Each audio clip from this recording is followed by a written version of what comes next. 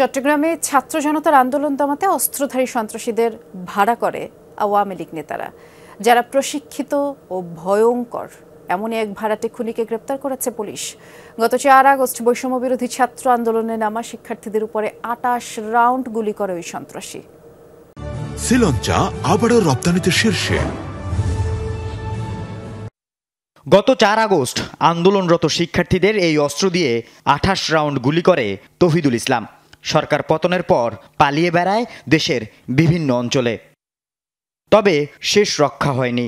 গতকাল সাতক্ষীরার কামালনগর এলাকা থেকে তাকে গ্রেফতার করে পুলিশ।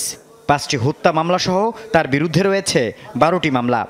পাকিস্তানি তৈরি একটি অস্ত্র শুটার গান, এটি দিয়ে সে গত 4 আগস্ট ছাত্র জনতার আন্দোলন চলাকালে সে একাই 28 রাউন্ড গুলি ফায়ার করেছে বলে সে আমাদের পুলিশের কাছে স্বীকার করেছে।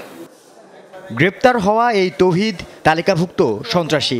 অন্ধকার জগতে তার পরিচিতি ভাড়াটে খুনি হিসেবে। 5,000 টাকার বিনিময়ে চান্দগাঁওয়ের ওয়ার্ড কাউন্সিলর এসরারুল হক এসরালের নির্দেশে গুলি চালানোর কথা স্বীকার করেন তিনি।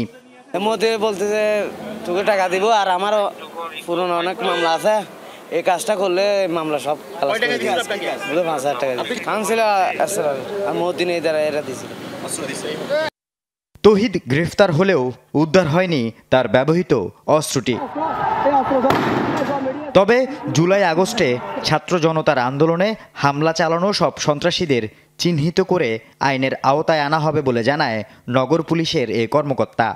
এদেরকে আইনের আওতায় আনার জন্য যে অব্যাহত প্রচেষ্টা সেটা আমাদের চলমান রয়েছে। আমরা ইতিমধ্যে বেশ কয়েকজনকে গ্রেপ্তার করেছি এবং আমরা আশাবাদী যে যারাই এই ঘটনায় প্রকাশ্য অস্ত্র ব্যবহার করেছে তাদেরকে দ্রুত আইনের আওতায় আনতে সক্ষম হবে। আল আমিন শিকদার, যমুনা নিউজ, চট্টগ্রাম।